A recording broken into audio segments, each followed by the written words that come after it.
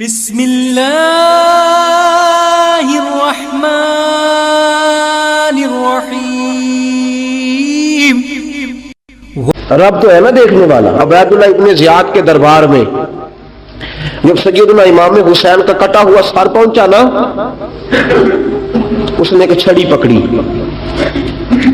اور چھڑی پکڑ کے نا تو امام حسین کے لبوں پہ مارنے لگا، کہنے لگا تجھے کہا تھا نا بات مان جا، کٹا ہوا سر تشت میں رکھا ہے، تجھے کہا تھا نا بات مان جا۔ راوی کہتا ہے عبید اللہ ابن زیاد نے چھڑی ماری اور اس نے بے ادبی کی، کہنے لگا تو تھا ہی اس قسم کا، تیرا یہی حال ہونا چاہیے تھا معاذ اللہ۔ حضرت بریدہ اسلمی حضور کے صحابی دربار میں موجود تھے، فرمایا ابن زیاد تو برا ہے، تیرا باپ برا ہے، چھڑی پیچھے کر۔ کئی بار میں نے ان لبوں کو مصطفیٰ کو بوسے دیکھے ہوئے دیکھا ہے، پیچھے کر پیچھے کر، ہٹا لے۔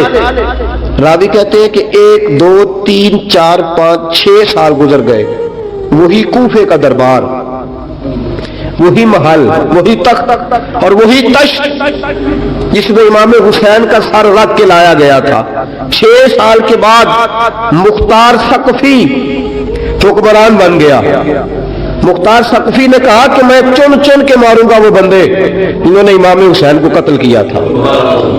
1 نہیں 2 نہیں 4 نہیں 6000 بندہ مارا اس نے، چن چن کے۔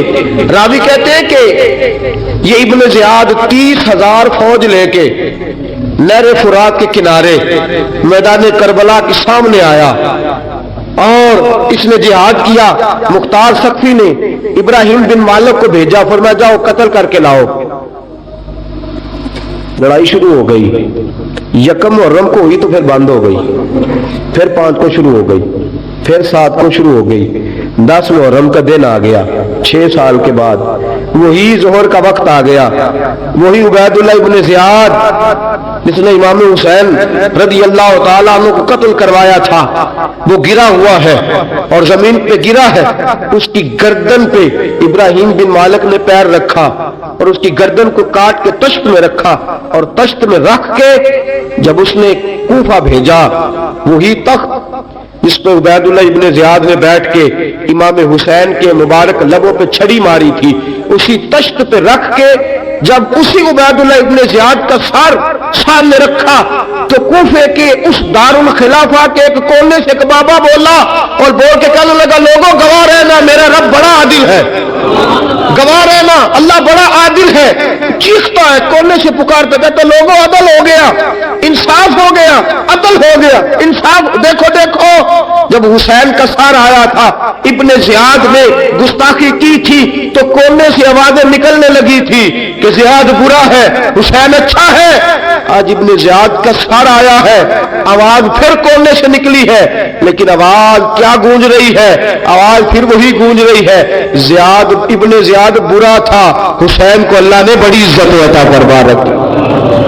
مکافات عمل، مکافات عمل، اللہ غافل نہیں ظالم جو کام کرتے، اللہ غافل نہیں۔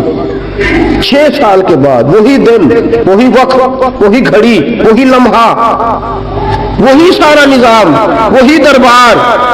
انسان ڈرتا نہیں، انسان باز آتا، عبرت پکڑتا۔ ابن زیاد اس وقت کہتا تھا کہ میں جاؤں حسین کے پاس، یہ میں جو ہوتی ہے یہ مروا دیتی ہے۔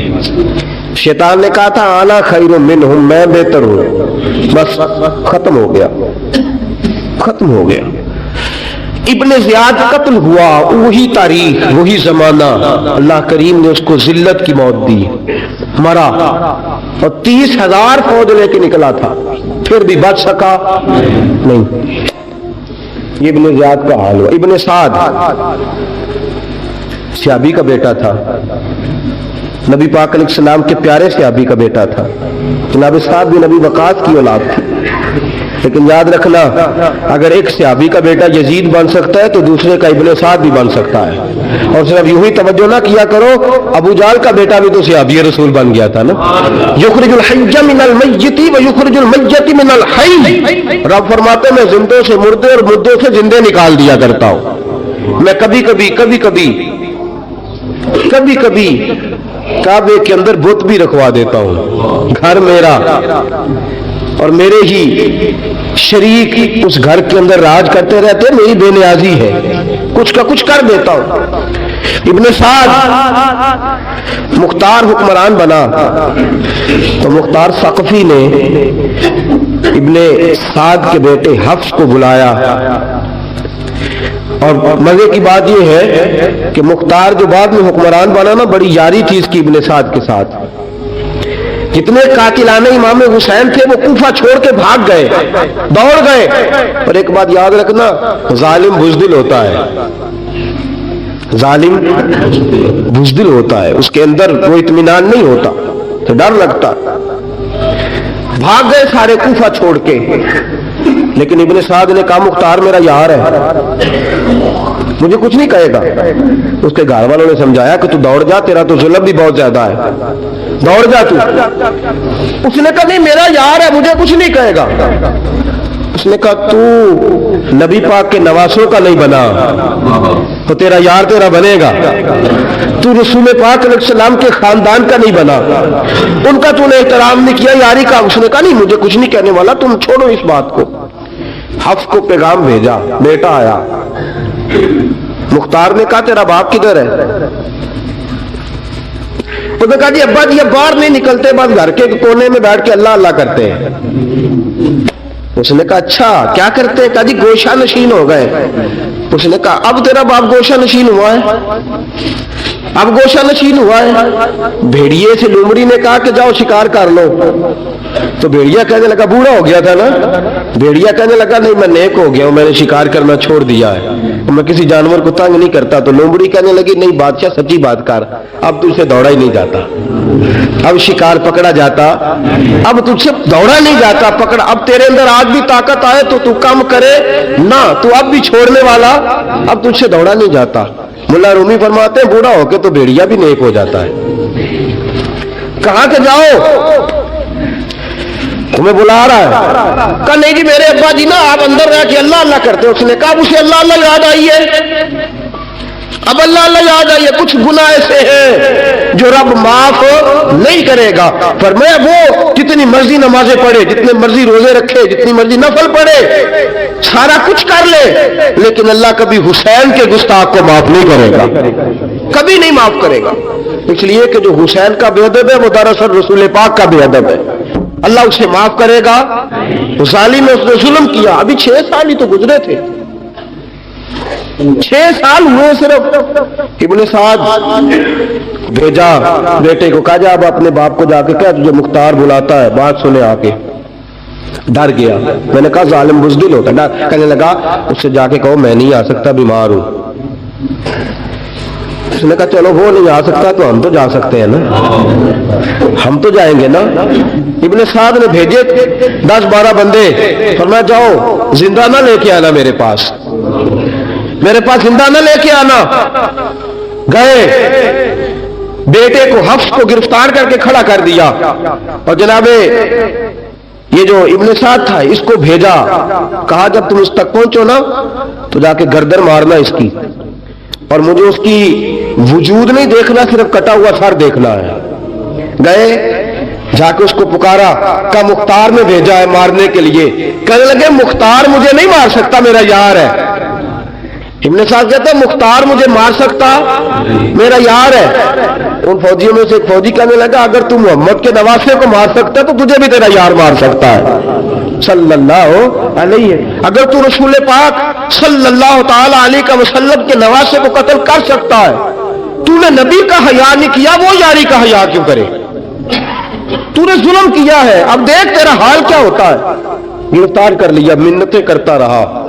तारीख इब्ने साद को बता रही थी कि इब्ने साद तू हाथ बांधता है, पांव पकड़ता है, जरा याद कर मैदान करबला, मैदान करबला तुझे अपनी बारी आई है तो तू हाथ बांधता है, मैदान करबला याद कर। हुसैन ने भाई की भी लाश उठाई थी, हुसैन ने जवान बेटे की मैयत भी उठाई थी, 6 महीने का अली अस्कर भी उसकी गोद में दम तोड़ गया था। उसकी बेटियां पीछे थी, बहन पीछे थी, भांजियां पीछे थी, भतीजियां पीछे थी, लेकिन हुसैन ने एक बार भी हाथ नहीं बांधे।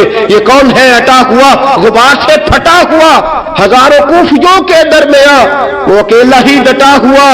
ये बिल यकीन हुसैन है, नबी का नूरे ऐन है। फरमाया ये वो मैदान करबला भी याद करना, तू जालिम था ना, माफिया मांग रहा है। हुसैन रसूल पाक के नवासे थे, एक बार भी माफी तलब। देख मंजर याद कर, इब्ने साद का एक ही बार में सर कलम किया, एक ही बार में। इमाम हुसैन पे तो पहले 82 जख्म लगे थे तलवार के, 82 जख्म तलवार के, नेजों के, और कई नेजों की अन्नियां इमाम हुसैन के वजूद में टूट गई थी। इमाम हुसैन रज़ी अल्लाह ताला अन्हो पहले डटे रहे, जमे रहे, बड़ी देर के बाद गिर, पहले ही बार में गिर गया। इब्ने साद का कटा हुआ सर पहुंचा तो बेटा खड़ा था। मुख्तार सख्फी ने कहा कि तेरा बाप मैंने मार दिया है। कहने लगा कोई मजा नहीं रहा जिंदगी में। उसने कहा चलो ठीक है, तुम्हें भी मार देते हैं। अगर मजा नहीं रहा तो मार देते। काट दिया सर उसका भी, दोनों सर काटे, तश्त में रखे, और मदीना मुनव्वरा हजरत मोहम्मद बिन हनफिया रज़ी अल्लाह ताला अन्हु, जो इमाम हुसैन के छोटे भाई थे, जनाब अली की दूसरी ज़ौजा के बेटे थे, जनाब अली के साहिबजादे उनके पास भेजे, और भेज के कहा कि लो, इब्ने साद का सर हुसैन का बदला है और उसके बेटे का सर अली अकबर का बदला है। जब मोहम्मद बिन हनफिया के पास पहुंचे तो आपने फरमाया ये कमीनों के सर मेरे भाई के सर का बदला हो ही नहीं सकते, ये कहां हुसैन का बदला हो सकते हैं? वो हुसैन इब्ने अली, वो हुसैन इब्ने अली, हुसैन इब्ने अली की शान रिफत कोई क्या जाने, हसन जाने, अली जाने, नबी जाने, खुदा जाने। वो हुसैन इब्ने अली के बाप जिन्हां दा हर मैदान अंदर लड़दा रहा सी कुल ईमान बन के, मां जिन्हां दी सजदातुन निशा होवे ते नाना अर्श ते जावे मेहमान बन के। फरमाया ये हुसैन का बदला हो सकते हैं? वो खोली बिन यजीद, खोली बिन यजीद जिसने इमाम हुसैन का सर काटा था, पता चला ना, देखे ना इमाम हुसैन को कितने मौके मिले थे करबला से जाने के। पहले मौके पर ही और बिन यजीद ने कहा कि इमाम आप जाना चाहे तो मैं रास्ते खोल देता हूं, आप तशरीफ ले जाएं। इमाम हुसैन ने फरमाया मैं अली का बेटा हूं, दौड़ूंगा नहीं, मैं दौड़ूंगा नहीं, मैं नहीं जाने वाला। खौली बिन यजीद दौड़ गया, कूफा छोड़ के दौड़ गया और किसी दूर दराज इलाके में जाकर डेरा लगा लिया। फिर वहां से वापिस आया, किसी ने कहा अमन हो गया, आजा। आ गया दोबारा कूफे। मुख्तार को पता चला कि आ गया है, फंस गया है, घर पहुंच गया है।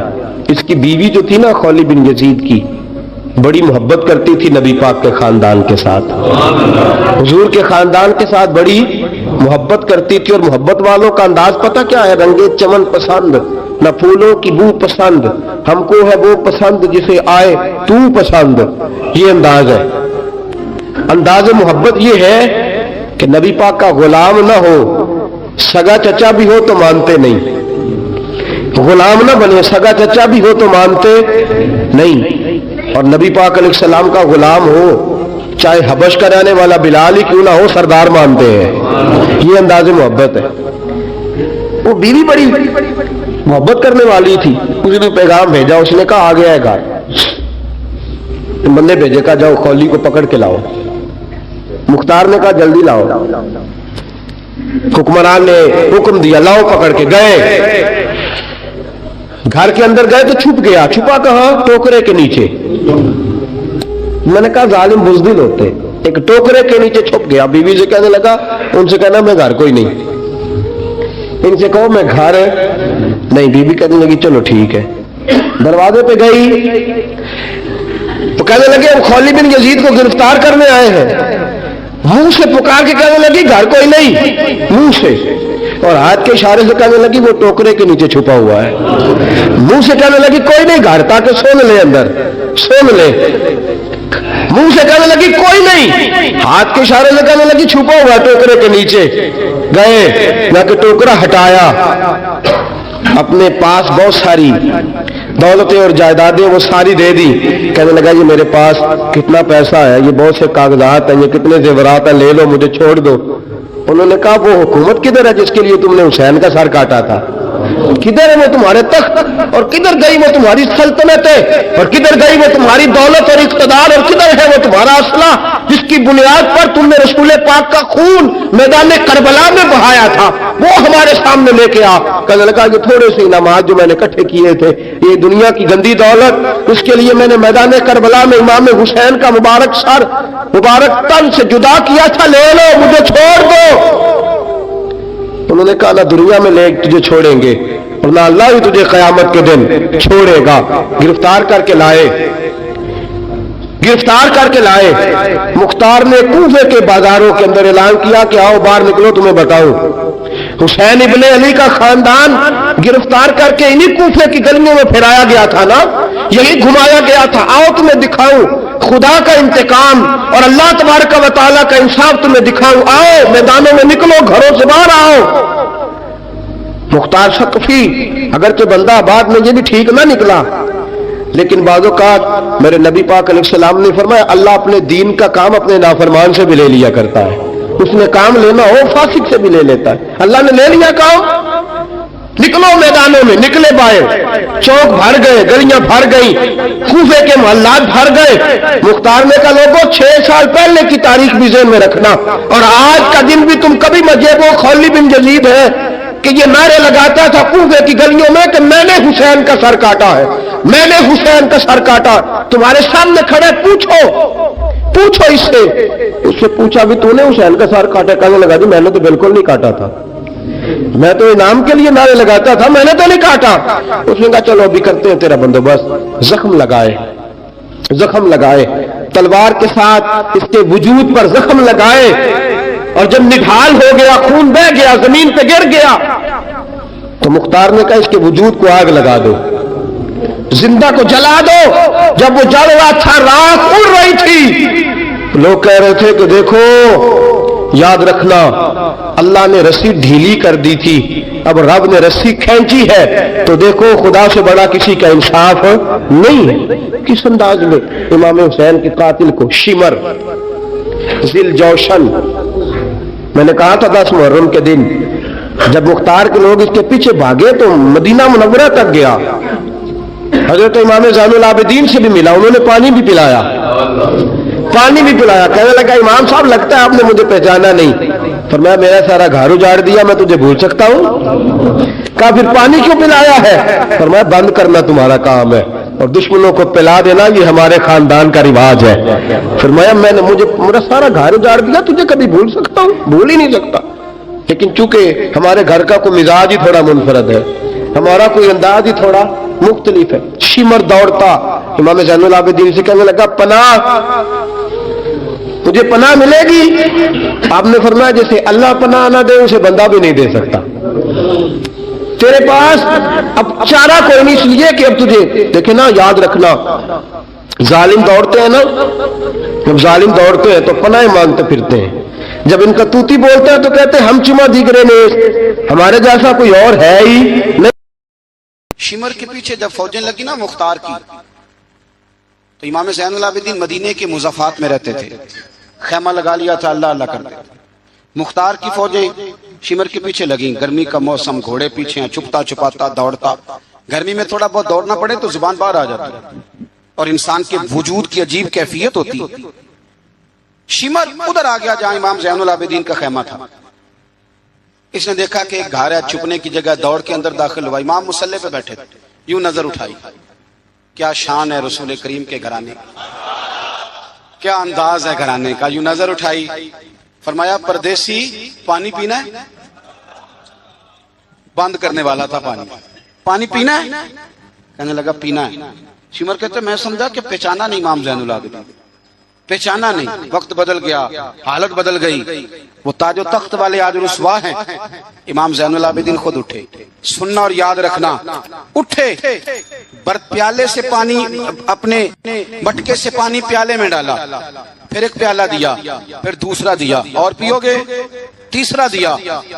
शिमर कहते जब मैं सैर होके पानी पी लिया ना तो मुझे तो गुमान था ना पहचाने नहीं, تو میں اجازت لے کے باہر نکلا تو میں نا پانی تو پی لیا پر پانی ہو گیا. ہم تو